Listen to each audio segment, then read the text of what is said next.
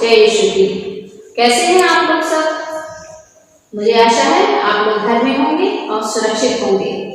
आज हम फिर से एक बार इस कक्षा में आपसे मिलने, आपको पाठों को पढ़ाने, आपको पाठों को समझाने के लिए यहाँ पर उपस्थित हुए हैं।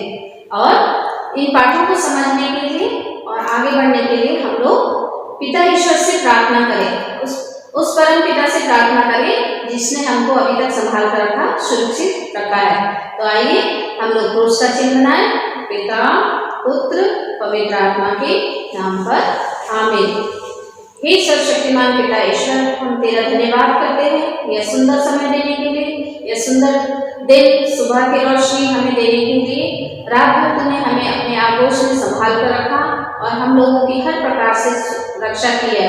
इसके लिए हे पिता हम तुझे धन्यवाद देते हैं, साथ ही तुझसे प्रार्थना करते हैं इस पूरे समय में जब हम अपनी कक्षा को चलाते हैं तेरा हाथ हम लोगों पर बने रहे।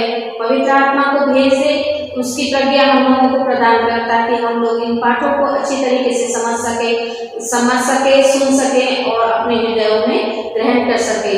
अपनी प्रज्ञा के भंडार से हमारी बुद्धि को खो दे पिता, और हमें आगे चलाने में, नई राह दिखाने में हम लोगों के साथ रहे।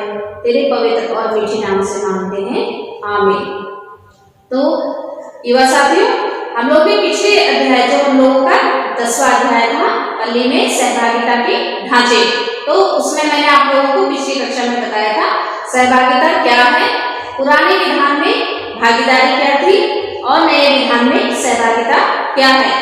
आज मैं आप लोगों को उससे आगे का पाठ बताऊंगी जिनके टॉपिक है प्रारंभिक कलीसिया में सहभागिता, मध्यकालीन कलीसिया में सहभागिता, फिर वर्तमान कलीसिया में सहभागिता, फिर सहभागिता के ढांचे का मूल सिद्धांत और धर्मकांड में सहभागिता के ढांचे।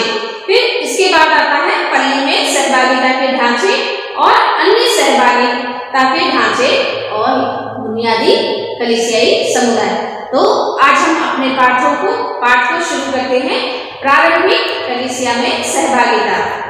जैसे कि प्रभु यीशु क्रूस पे मरे, मृत्यु को प्राप्त हुए और वो तीसरे दिन पुनर्जीवित हुए और उसके बाद उन्होंने अपने शिष्यों को दर्शन दिए और 40 दिन तक वो लगातार अपने शिष्यों को दर्शन देते रहे, उनको धाड़स बनाते रहे, उनके साथ रहे और उनको शिक्षा देते रहे।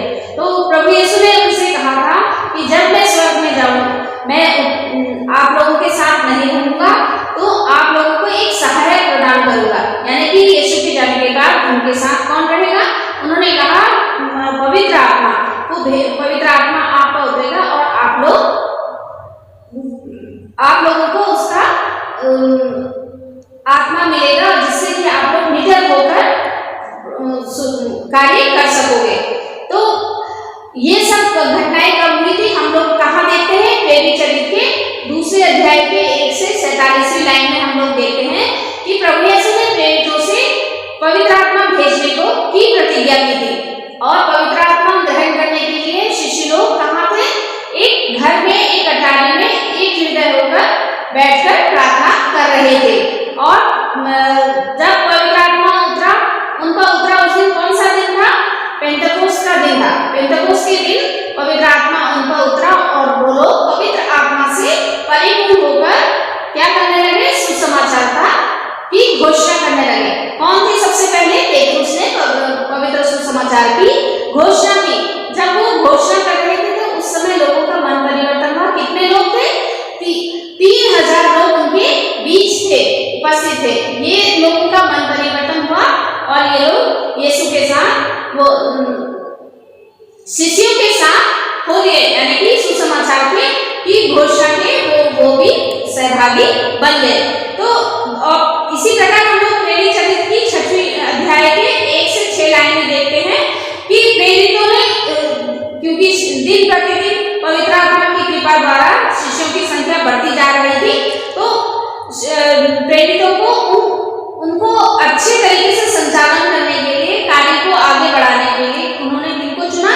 7 उपयाजकों को चुना और वो उनके साथ अपना कार्य को बांटा। क्योंकि हम लोग सुसमाचार में देखते हैं प्रेरितों के काम किताब के बाद पेट्रुस की यात्राओं के बारे में पढ़ते हैं। उन्होंने अनेक पत्र लिखे, कुरिन्थियों के नाम लिखा है, एफेसियों के नाम लिखा है, इब्रानियों के नाम लिखा है। इस प्रकार उन्होंने कई कलीसियाओं को पत्र लिखे हैं और उन कलीसियाओं को सुचारू रूप से चलाने के लिए वहां उन्होंने अपने शिष्यों को नियुक्त किया, ऐसे लोगों को नियुक्त किया जो प्रभु यीशु के दिखाए हुए मार्ग पर चल सके और लोगों को उसमें सहभागी बना सके। तो समय के अनुसार क्या हुआ, धीरे धीरे स्थानीय कलीसिया जो थी उनको उनमें अच्छे संबंध और बढ़ावा देने के लिए, सहयोग देने के लिए उन लोगों ने क्या किया, उच्च स्तरीय सहभागिता का ढांचा बनाया गया। तो उसमें कौन कौन लोग थे, प्रेरित लोग थे, धर्मविद थे और ईश प्रजा की सहभागिता उसमें शामिल थी।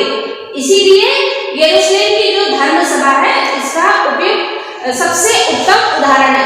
ये भी हम लोग कहाँ देखते हैं, प्रेरित चरित्र की 15वें अध्याय की 22वीं लाइन में हम देखते हैं कि यरूशलेम की जो धर्म सभा है वो सहभागिता का सबसे उत्तम उदाहरण हम लोगों के सामने है। इसके बाद हम आते हैं मध्यकालीन कलीसिया में सहभागिता।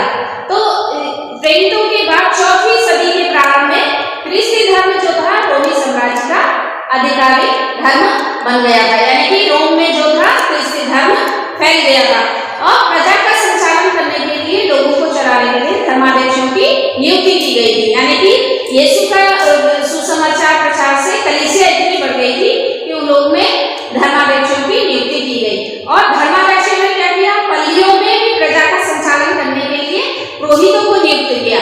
और इस प्रकार क्या हुआ, पुरोहितों को नियुक्त करने से लोक धर्मी जो यहाँ स्थानीय कलीसिया थी उसमें लोक धर्मी थे और याजकों में क्या हुआ, दूरियां उत्पन्न होने लगी। लेकिन और दूरियां उत्पन्न होने के साथ क्या हुआ, मिशन जो कार्य था पल्ली का वो लोक धर्मियों की सहभागिता के लिए क्या हुआ, नाम मात्र के लिए हो गया। और ये स्थिति कब तक बनी रही, 19वीं सदी तक ये स्थिति बनी रही। फिर आते हैं हम लोग वर्तमान कलीसिया में, वर्तमान कलीसिया में सहभागिता में आते हैं। तो 20वीं, मैंने जैसे बताया 19वीं शताब्दी तक ये स्थिति बनी रही कि लोक धर्मी और याजक वर्ग में दुनिया बनी रही। लेकिन 20वीं सदी में कलीसिया में क्या हुआ, लोक धर्मियों की जो सहभागिता है उसको क्या किया, देखने को मिली अधिकतम, यानी कि ज्यादा से ज्यादा लोक धर्मियों की सहभागिता हम लोगों को देखने को मिलती है। द्वितीय वैटिकन महासभा में भी स्पष्ट रूप से हम लोगों को बताया गया है कि लोक धर्मियों की सहभागिता जो है अधिक से अधिक होनी चाहिए और इसके कारण भी प्रस्तुत किए गए हैं और जिससे कि लोक धर्मियों की जो है अधिकारी और उनके कर्तव्यों को विशेष बल दिया गया है। अब हम देखते हैं सहभागिता के ढांचे का मूल सिद्धांत क्या है। तो सहभागिता के मूल ढांचे का क्या है, कलीसिया जो है क्रिस्त का आध्यात्मिक शरीर है और वह भी एक संस्था है। यानी कि हम लोग कलीसिया को क्या मानते हैं, क्रिस्त का एक शरीर के रूप में मानते हैं। किस रूप में, आध्यात्मिक रूप में मानते हैं और ये एक संस्था है जिसकी क्या है, अनेक जिम्मेदारियां हैं हम लोगों के लिए और ये आध्यात्मिक ही नहीं बल्कि एक लौकिक समुदाय भी है। यानी कि हम क्रिस्त को, जो कलीसिया है ये क्रिस्त का शरीर मानी जाती है और कलीसिया जैसे कलीसिया को एक शरीर के कई अंग होते हैं, अंग मिलके एक शरीर का निर्माण करते हैं। हर अंगों का अलग कार्य होता है लेकिन फिर भी मिलाकर उन अंगों को मिलाकर एक शरीर का निर्माण होता है।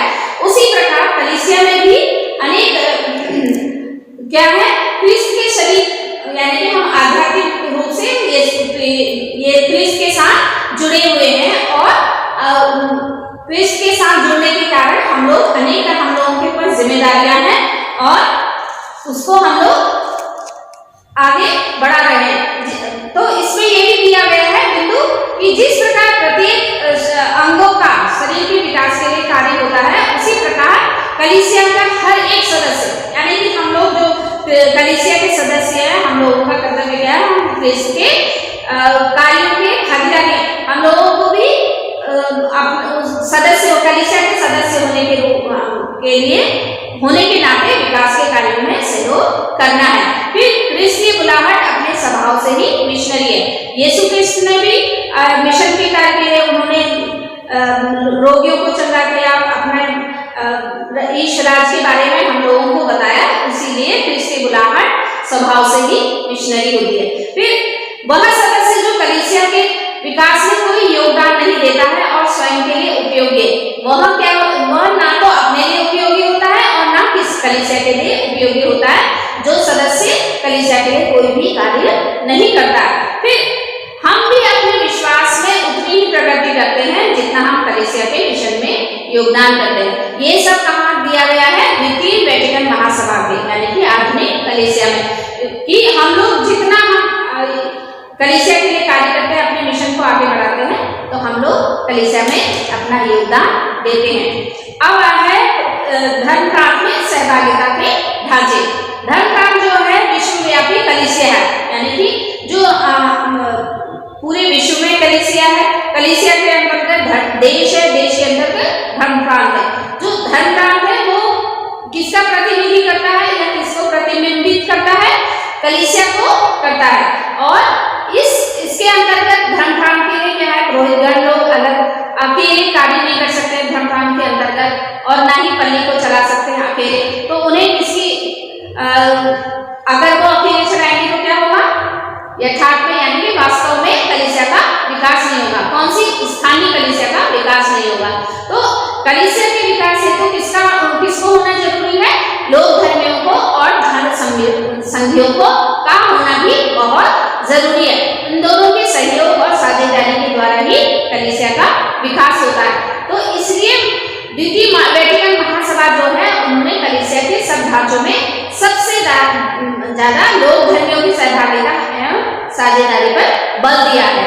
और इसीलिए उन्होंने तभी बताया है कि कलीसिया का विकास लोक धर्मी और याजक वर्ग के साथ मिलकर ही वो कार्य कर सकते हैं और कलीसिया का विकास हो सकता है। तो धर्म प्रांत के दो ढांचे हैं जिनमें हम लोगों को विशेष रूप से ध्यान देना है। कौन सा है?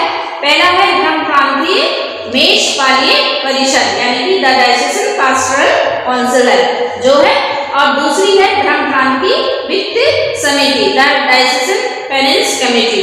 तो ये जो है, ये धर्म प्रांतीय ढांचे हैं हम लोगों के। जो धर्म प्रांतीय जो प्रशासनिक जिम्मेदारियां होती हैं, वो इस प्रकार की बढ़ती हुई सहभागिता को प्रोत्साहित करती है, यानी कि स्थानीय कलीसिया जो भी सहयोग करती है वो सहभागिता को प्रोत्साहन करती है। इसके बाद आते हैं हम लोग पल्ली में जो सहभागिता के ढांचे हैं। तो धर्म प्रांत की बात ही पल्ली में भी सहभागिता के ढांचे हैं। वो क्या करते हैं? जो हमारी स्थानीय कलीसिया है, यानी हमारी जो पल्ली है, वो जीवंत कोशिकाएं, यानी कि पल्ली में जो सहभागिता है के ढांचे हैं, अगर वो ढंग से कार्य सुचारू रूप से कार्य नहीं करेंगे तो पल्ली का विकास नहीं होगा। तो इसमें हम लोग देख सकते हैं द्वितीय वेटिकन परिषद में भी ये दिया गया है कि धर्म प्रांतीय धर्माध्यक्ष पुरोहितीय परिषद से विचार विमर्श के बाद यदि वह उचित समझे तो हर पल्ली में एक मेषपालीय परिषद स्थापित की जाए। इस परिषद की अध्यक्षता पल्ली पुरोहित द्वारा की जाती है, जिसमें कृषि विश्वासीगण उनके साथ मिलकर जो अपने पद के कारण पल्ली में कार्य करते हैं वो आगे बढ़ाते हैं। तो ये पल्ली के सहभागिता के ढांचे के अनुसार हम लोग कार्य करते हैं।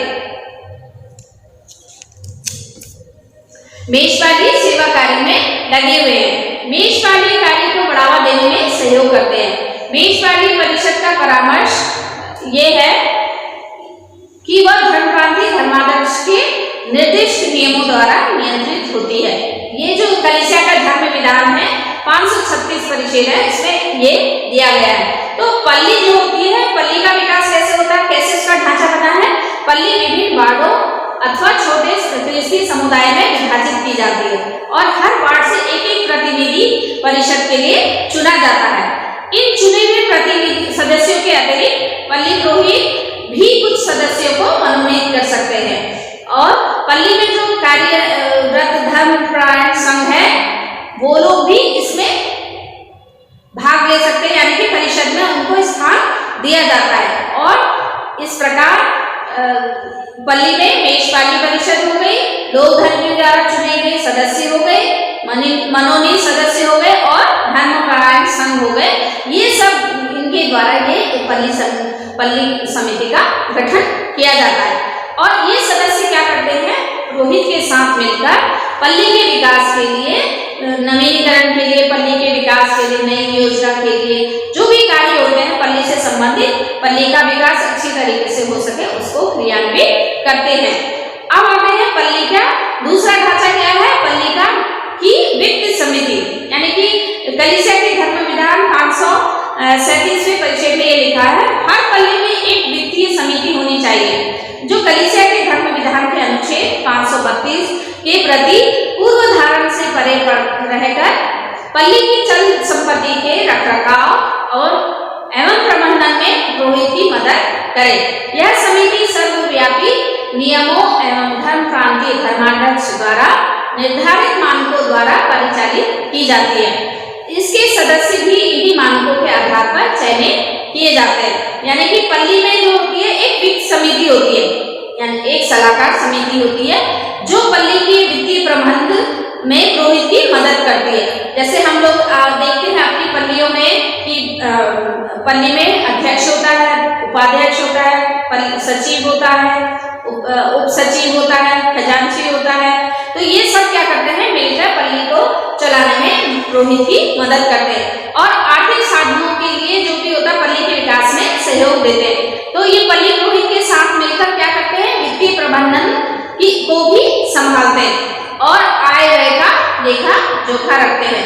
ये नितांत आवश्यक होता है कि हम लोग पल्ली के जो भी आय व्यय है उसका लेखा जोखा रखें, जिससे कि समिति या इसमें क्या है, वित्तीय समिति की ओर से क्या होता है, मेषवाली परिषद जो होती है, दोनों अगर हाथ से हाथ मिलाकर मैत्रीपूर्ण संबंध से इसको करेंगे, कार्य करेंगे तो ये निश्चय ही हमारी पल्ली विकास करेगी और दिन प्रतिदिन निरंतर ऊंचाइयों को छूती चलेगी। अब आते हैं हम लोग अन्य सहभागिता के ढांचे, यानी कि पल्ली में और भी सहभागिता के ढांचे हैं जो पल्ली को अच्छी तरीके से चलाने में मदद करते हैं। जैसे पूजन विधि समिति हो गई, सुसमाचार प्रचार समिति हो गई, समाज सेवक समिति हो गई, शिक्षा समिति हो गई और न्याय और शांति समिति हो गई। ये सब मिलकर क्या करते हैं, एक पल्ली को चलाने में अपना सहयोग करते हैं। इसके साथ साथ और भी हैं, जैसे गायन मंडली है, वेदी सेवक है, संघ है, संत विंसेंट दी पॉल सोसाइटी है और पवित्र बालक संघ है, क्रूस वीर है, मरियम संगत है, संत फ्रांसिस का तृतीय वर्ग धर्म संघ है, पवित्र परिवार संघ है, लघुपथ आंदोलन है अथवा प्रार्थना दल है, युवा दल है, महिला संघ है और स्वयं सेवा दल आदि। ये सब क्या है, ये अन्य सहभागिता के पल्ली को में अपनी सहभागिता को देने के लिए ढांचे हैं, जिससे पल्ली जब ये लोग ये सब संघ मिलकर परस्पर मैत्रीपूर्ण भाव ढंग से ये कार्य करते हैं तो पल्ली का विकास होता है। अब आते हैं हम लोग बुनियादी कलीसियाई समुदाय में, यानी कि जो है हर कृष्ण जो है एक पूर्ण समाज, न्याय संगत समाज का निर्माण करने के लिए बुलाया गया है। यानी कि प्रत्येक क्रिश्चियन ये ना सोचे कि हमारा कोई कलीसिया के लिए कोई कर्तव्य नहीं है या कुछ हम लोग नहीं कार्य नहीं करेंगे तो कुछ नहीं होगा, लेकिन ये है कि हम प्रत्येक क्रिस्त को, प्रत्येक मनुष्य को बुलाया गया जो भी कलीसिया में शामिल है, जिसकी परिकल्पना यानी कि यीशु क्रिस्त ने जो बताया था वही ये प्रत्येक व्यक्ति को बुलाया गया है। तो लघु क्रिस्त जिसमें कौन कौन से हैं, लघु क्रिस्तीय समुदाय है, एसएससी, और ये एक ऐसा बुनियादी ढांचा है, यानी कि ये प्रभु यीशु के द्वारा की पूर्व कल्पना है, जिसमें कि प्रभु यीशु के मूल्य, ये जो एसएससी समुदाय है ये क्या करता है, प्रभु यीशु के दिखाए गए मूल्यों को, प्रेम जैसे समानता, भातृभाव, न्याय, सत्य और शांति आदि सब गुणों को क्या करता है, अपने जीवन में कार्यान्वित करते हैं। यानी कि जो प्रभु यीशु के दिखाए गए मूल्य हैं उनको अपने जीवन में पूर्णतः पालन करते हैं उसका। और ये हम लोगों को क्या करते हैं, ये हमें प्रेम, शांति एवं मैत्री पर आधारित समाज में रहने और उसके निर्माण में सहयोगी बनाते हैं, यानी कि हम लोगों को समर्थ बनाता है। और ये लोग क्या करते हैं, निष्कपट भाव से विश्वास निर्माण और यूक्रिस्ती जीवन में हम लोगों को रुचि रखने के लिए हम लोगों को ईश वचन से प्रेरित होकर प्रार्थना आदि में अपना अवलंब बनाते हैं। यानी कि हम लोगों को प्रभु यीशु के दिखाए गए मार्गों को पे चलने के लिए हम लोगों को प्रेरित करते हैं। और ये लोग क्या, ये समुदाय क्या है, अपने अनुभवों को, अपने कृषि अनुभवों का आदान प्रदान करते हैं और गरीबों को आगे बढ़ाने में मदद करते हैं। तो पल्ली समुदाय जो है सिर्फ बुनियादी कलीसियाई समुदाय द्वारा ही ज्वलंत रहेगा, यानी कि बेसिक एसएससी ये जो भी हम लोगों के ढांचे हैं इनके द्वारा ही हम लोगों का क्रिस्ती समुदाय आगे बढ़ेगा। और जिनसे क्या होता है, पल्ली के अन्य सहभागी ढांचों को, इनको आगे बढ़ाने के लिए क्या होता है, प्रशिक्षण पाते हैं। लोग जो सदस्य है इसमें प्रशिक्षण पाते हैं।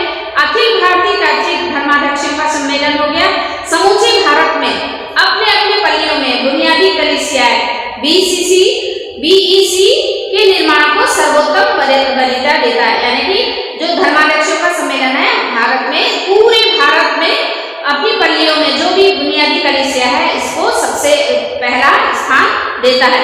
और इसी के द्वारा ही हम लोगों की जो कलीसिया है सहभागी कलीसिया के रूप में प्रकट होती है। तो युवा साथियों, आज ये हम लोगों का ये अध्याय यहीं पर समाप्त होता है। मुझे आशा है कि मैंने आप लोगों को समझाने के लिए, आपको बताने के लिए कोशिश की है, आप लोगों को समझ में आया होगा और आप लोग इसको इस पे फिर से अध्ययन करिएगा, गहराई से इसका अध्ययन करिएगा और इसको अपने जीवन में उतारने के लिए कोशिश करिएगा। जिस प्रकार एक परिवार का निर्माण कैसे होता है, माता पिता दोनों के द्वारा होता है। वो लोग अपने परिवार को चलाने के लिए, अपने बच्चों को आगे बढ़ाने के लिए उनको उचित शिक्षा देते हैं, उनको अच्छी राह दिखाते हैं। उसी प्रकार हमारा कर्तव्य है, उसी प्रकार हम लोगों का कर्तव्य है कि हम लोग भी अपनी कलीसिया को आगे बढ़ाने में और उसको उच्च शिखर में पहुंचाने के लिए अपना पूर्ण सहयोग दें। जो भी सहभागिता कलीसिया के, जो भी सहभागिता के ढांचे हैं उनमें अपना पूर्ण सहयोग दें और उनका पालन करेंगे तो निश्चय ही हम लोग प्रभु यीशु के दिखाए हुए मार्गों पर प्रेम, समानता, भातृभाव, न्याय आदि को हम लोग निश्चय ही अपने जीवन में उतार पाएंगे और एक अच्छे समाज का निर्माण कर पाएंगे। तो आज मेरा ये अध्याय यहीं समाप्त होता है और इसके जो प्रश्न उत्तर हैं, इन प्रश्नों के उत्तर मैं आपको बताऊंगी। पहले मैं आप लोगों को इन प्रश्नों के उत्तर बताती थी और उसको नेक्स्ट वीडियो में, नेक्स्ट क्लास में आप लोगों को बताती थी। क्योंकि आज हम लोगों का ये अध्याय यहीं समाप्त होता है। क्रिस्तीय विश्वास श्रृंखला के 10वें अध्याय के द्वारा ही आज हमारी ये पुस्तक समाप्त होती है। तो मैं इनके प्रश्नों के उत्तर आज आप लोगों को बताऊंगी। आप लोग अपने इन प्रश्नों के उत्तर अपनी उत्तर पुस्तिका में लिखिएगा। तो हमारी जो प्रश्नावली है, प्रश्नावली में सबसे पहला प्रश्न है, ईश्वर ने मनुष्य को अपनी सृष्टि के कार्य में सहभागी बनाया है, कैसे? जिसका उत्तर है, ईश्वर ने आदम की सृष्टि की और ईश्वर ने आदम को अपने द्वारा निर्मित समस्त वस्तुओं को नाम देने का अधिकार दिया। इसका तात्पर्य है कि ईश्वर ने मानव को अपनी सृष्टि के कार्य में सहभागी बनने का एक सुअवसर प्रदान किया। पवित्र बाइबल में स्पष्ट रूप से है कि ईश्वर ने मुक्ति इतिहास में कुलपतियों, नबियों, राजाओं और पुरोहितों को बुलाकर उन्हें अपने कार्य में सहभागी बनाया और इस प्रकार अपने मुक्ति कार्य में मनुष्य की मदद ली। यानी कि प्रारंभ से ही सहभागिता का ढांचा ईश्वर चाहता था। दूसरा प्रश्न, प्रभु यीशु ने अपना मिशन कार्य अपने शिष्यों के द्वारा संपन्न किया, कैसे? उत्तर, प्रभु यीशु ने अपना मिशन कार्य अपने शिष्यों द्वारा संपन्न किया। पिता ईश्वर ने प्रभु यीशु को दुनिया में भेजा। प्रभु यीशु ने अपना मिशन कार्य स्वयं अकेले ही नहीं किया। इसके विपरीत उन्होंने अनेक शिष्यों को चुना और अपने मिशन कार्य में उन्हें सहभागी बनाया। उनमें से भी उन्होंने 12 को चुना ताकि उनका विशिष्ट कार्य सतत जारी रहे। वे प्रेरित कहलाते थे और उनके मिशन में सहभागी होने के लिए गठित किए गए थे। वे प्रभु यीशु के मिशन कार्य में विशेष रूप से सम्मिलित थे। तीसरा प्रश्न, कलीसिया के इतिहास में सहभागिता के ढांचे के बारे में लिखिए। उत्तर, कलीसिया के इतिहास में सहभागिता के ढांचे पुराने विधान में और नए विधान में देखने को मिलते हैं। इसके साथ ही प्रारंभिक कलीसिया में सहभागिता, मध्यकालीन में सहभागिता, वर्तमान कलीसिया में सहभागिता है। पहला, प्रारंभिक कलीसिया में सहभागिता। प्रभु यीशु के स्वर्गारोहण के पश्चात पवित्र आत्मा भेजने का यीशु ने वादा किया था कि वह उनके लिए एक सहायक भेजेगा। पवित्र आत्मा ग्रहण करने के लिए एक मन और एक हृदय होकर अटारी में वे एकत्रित थे। पेंतुकुस्त के दिन पवित्र आत्मा उन पर अवतरित हुए। आत्मा से परिपूर्ण होकर पेतरुस ने पहली बार सुसमाचार की घोषणा की। इन सब में 3000 लोग मन परिवर्तन कर शिष्यों के साथ हो लिए।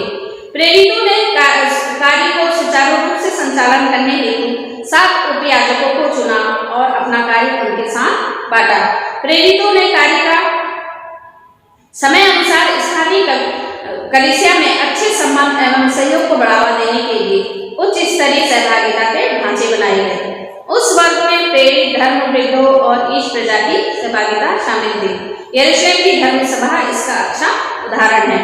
दूसरा, मध्यकालीन कलीसिया में सहभागिता। 4वीं सदी के प्रारंभ में ख्रिस्ती धर्म रोमी साम्राज्य का आधिकारिक धर्म बन गया था। प्रजा का संचालन करने के लिए धर्माध्यक्षों की नियुक्ति की गई और धर्माध्यक्षों ने पल्लियों में प्रजा का संचालन करने हेतु पुरोहितों को नियुक्त किया। इस कारण लोक धर्मियों और याजकों के बीच दूरियां उत्पन्न हो गई।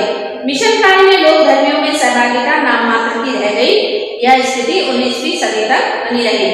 वर्तमान में कलीसिया में सहभागिता। 20वीं सदी में कलीसिया में लोक धर्मियों की अधिकतम सहभागिता देखने को मिली। द्वितीय वेटिकन महासभा ने स्पष्ट रूप से लोक धर्मियों की सहभागिता का आधारभूत कारण प्रस्तुत किया है। उसने लोक धर्मियों के अधिकारों एवं कर्तव्यों पर विशेष बल दिया है।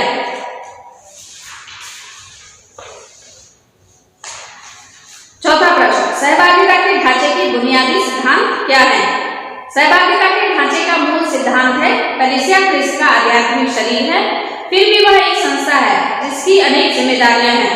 यह आध्यात्मिक और साथ ही साथ एक अलौकिक समुदाय भी है। बपतिस्मा के द्वारा हम एक ही पवित्र आत्मा से परिपूर्ण हो गए हैं।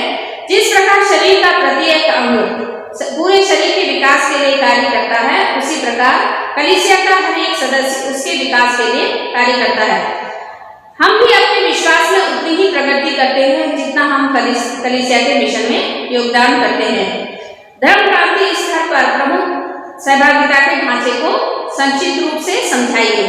उत्तर, धर्म क्रांति विश्वव्यापी कलीसिया का स्थानीय रूप प्रतिबिंबित करता है। यदि धर्म क्रांति के पुरोहित गण अकेले ही कार्य करें तो स्थानीय कलीसिया विकसित नहीं हो सकती है। कलीसिया के विकास हेतु लोक धर्मी एवं धर्म संघ का सहयोग एवं साझेदारी अनिवार्य है। इसलिए द्वितीय वेटिकन महासभा कलीसिया के सब ढांचों में लोक धर्मियों की सहभागिता एवं साझेदारी पर बल देती है। धर्म क्रांति 2 ढांचों की रचना विशेष ध्यान देने योग्य है। पहला, धर्म क्रांति मेषपाली परिषद। दूसरा, धर्म क्रांति वित्तीय समिति। यह धर्म क्रांति ढांचे धर्म क्रांति की प्रशासनिक जिम्मेदारियों में ईश प्रजा की बढ़ती सहभागिता को प्रोत्साहित करते हैं। छठा है प्रश्न, एक पल्ली में सहभागिता के कौन कौन से ढांचे नितांत आवश्यक हैं? जिसका उत्तर है पल्ली में सहभागिता के ढांचे हैं पल्ली परिषद, दूसरा पल्ली की वित्त समिति, तीसरा अन्य सहभागी ढांचे। धर्म क्रांति खाती पल्ली में भी सहभागिता के ढांचे हैं जो स्थानीय कलीसिया की जीवंत कोशिकाएं हैं। पल्ली विभिन्न यह सुचारू रूप से कार्य करेंगे तो पल्ली निश्चय ही विकास की नई ऊंचाइयों को छू सकेगी। पल्ली विभिन्न वार्डों अथवा छोटे ख्रिस्ती समुदायों में विभाजित की जाती है। हर एक वार्ड में एक प्रतिनिधि परिषद के लिए चुना जाता है। इन चुने हुए सदस्यों के अतिरिक्त पल्ली पुरोहित भी कुछ सदस्यों को मनोनीत कर सकते हैं। पल्ली में कार्यरत धर्मपरायण संघ के प्रतिनिधियों को भी परिषद में स्थान दिया जा सकता है। इस प्रकार यह पल्ली में मेषपाली परिषद लोक धर्मियों द्वारा चुने गए सदस्यों, मनोनीत सदस्यों एवं धर्मपरायण संघ के प्रतिनिधियों द्वारा गठित की जाती है। सभी सदस्य पल्ली पुरोहित के साथ मिलकर पल्ली के विकास एवं लोगों के नवीनीकरण के लिए योजना बनाते हैं और उन्हें क्रियान्वित करते हैं। फिर पल्ली की वित्त समिति है जो एक सलाहकार समिति है और जो पल्ली के वित्तीय प्रबंधन में पुरोहित की मदद करती है और आर्थिक साधनों की वृद्धि कर पल्ली के विकास में सहयोग देती है। यह पल्ली पुरोहित के साथ मिलकर वित्तीय प्रबंधन को संभालती है और आय व्यय का लेखा जोखा रखती है। अन्य सहभागी ढांचे के अंतर्गत पल्ली मेषपालीय परिषद के अंतर्गत अन्य कई और समितियां हैं, जैसे पूजन विधि समिति, सुसमाचार प्रचार समिति, समाज सेवा समिति, शिक्षा समिति, न्याय और शांति समिति, यह सब मिलकर पल्ली के विकास में महत्वपूर्ण भूमिका निभाते हैं। इसके अतिरिक्त गायन मंडली, वेदी सेवक संघ, संत विंसेंट डी पॉल सोसाइटी, मरियम सेना, पवित्र बालकपन संघ, क्रूसवी, मरियम संगत, संत फ्रांसिस का तृतीय वर्ग धर्म संघ, पवित्र परिवार संघ, लघुपथ आंदोलन अथवा प्रार्थना दल, युवा आंदोलन, महिला संघ एवं स्वयं सेवा दल आदि पल्ली में कार्यरत है। इसके अतिरिक्त पल्लियां भी अनेक छोटे छोटे समूह में बटी हुई हैं, जैसे बीसी बुनियादी कलीसियाई समुदाय, एसएससी लघु ख्रिस्ती समुदाय, बीसीसी बुनियादी ख्रिस्ती समुदाय। ये सब सहयोगात्मक रूप से संचालित होने के कारण ही कलीसिया संगठित है और महान प्रगति कर रही है। अब इसके बाद आप लोगों का जानकारी प्राप्त कीजिए। अपने धर्म प्रांत का पुरोहित परिषद, धर्म प्रांतीय मेजपाली परिषद, भारतीय धर्म संघीय सम्मेलन, इसमें आप लोगों को यह सब जानकारी धर्म प्रांत की जो वेबसाइट है उससे आप लोग ये इनके बारे में जानकारी प्राप्त कर सकते हैं। फिर है इंटरव्यू। अपने धर्म प्रशिक्षण कक्षा में पल्ली पुरोहित अथवा पल्ली परिषद के सदस्यों को आमंत्रित कीजिए और पल्ली में कार्यरत विभिन्न सहभागिता के ढांचों के बारे में इंटरव्यू कीजिए। इसमें आप लोग अपने पल्ली पुरोहित को बुलाकर और पल्ली परिषद के जो सदस्य हैं उन लोगों को अपनी कक्षा में बुलाकर उनका इंटरव्यू ले सकते हैं कि किस प्रकार पल्ली में कार्य होता है और किस प्रकार मिलकर जो पल्ली पुरोहित हैं और पल्ली परिषद के सदस्य हैं कैसे कार्य करते हैं, उनकी रूपरेखा क्या रहती है। इसमें आप एक रूपरेखा बनाकर जो भी प्रश्न पूछने हैं उनकी सूची बनाकर उनसे प्रश्न पूछ सकते हैं और जानकारी ले सकते हैं। अब इसके बाद है सूची बनाइए, यानी कि अपने पल्ली में विभिन्न सहभागिता के ढांचों की एक सूची बनाइए और इनके कार्यों का उल्लेख कीजिए। इसमें आप लोग अपनी पल्ली में ये देखिए कि महिला संघ है, पुरुष संघ है, क्रूसवी संघ है, क्या क्या हम लोगों के पल्ली में आप लोग जानकारी ले सकते हैं। पल्ली पुरोहितों से भी और पल्ली परिषद के जो भी सदस्य हैं उनसे भी आप लोग जानकारी देके एक सूची बनाकर उनके कार्यों का उल्लेख कर सकते हैं। और इसके बाद आप देख सकते हैं कि आपकी पल्ली में सहभागिता के कौन कौन से ढांचे हैं, जैसे कि पल्ली में पल्ली परिषद की जानकारी, कौन कौन से दल हैं जो पल्ली में कार्य करते हैं। जैसे कि आप लोग लिख सकते हैं युवा संघ है, महिला संघ है और भजन गायन मंडली है, यह किस तरीके से कार्य करते हैं, इनके कार्यों का उल्लेख आप लोग अपनी उत्तर पुस्तिका में कर सकते हैं। इसके बाद आते हैं आपके परिवार से पल्ली की सहभागिता के ढांचे में कौन सहयोग करता है और कैसे। तो इसमें आप अपने परिवार से देख सकते हैं, आपके पिता हैं, माता है, जैसे पुरुष वर्ग के लिए विंसेंट डी पॉल है और उसमें आपके पिता क्या क्या कार्य करते हैं और कैसे सहयोग करते हैं, ये अपने आप अपने पापा से या पिता से जानकारी ले सकते हैं। फिर इसके बाद पल्ली में महिला संघ है, महिला संघ में किस तरीके से कार्य करते हैं इसके बारे में आप लोग किससे जानकारी ले सकते हैं, अपनी माता से जानकारी प्राप्त कर सकते हैं। इसके बाद आते हैं हम लोग निबंध लेखन में। तो निबंध लेखन के लिए सहभागिता के ढांचे द्वारा अपने पल्ली में किए गए विकास पर एक निबंध लिखिए। तो आप लोग इसमें 8-10 लाइनों का एक निबंध लिख सकते हैं कि आपकी पल्ली में जो जो विकास कार्य हैं इसके सहभागिता के ढांचे के, यानी कि पल्ली में जो जो संघ कार्य कर रहे हैं वो किस तरीके से कर रहे हैं और कैसे पल्ली का विकास हो रहा है, ये सब आप इस निबंध के द्वारा लिख सकते हैं। तो ये थे जो हमारी प्रश्नावली और इसके उत्तर, और आप लोग इनको अपने उत्तर पुस्तिका में लिख लीजिएगा। तो इसके साथ ही आज हम लोगों का अध्याय समाप्त होता है। मैं आप लोगों से विदा लेती हूँ और जो हम लोगों ने आज शुरू से जो हम लोगों ने अध्याय पढ़े थे, आज हम लोगों का 10वां अध्याय समाप्त होता है और इसी के साथ आज से हम लोगों का वीडियो ये गैट्रिक जो विश्वास प्रशिक्षण श्रृंखला का ये समापन होता है।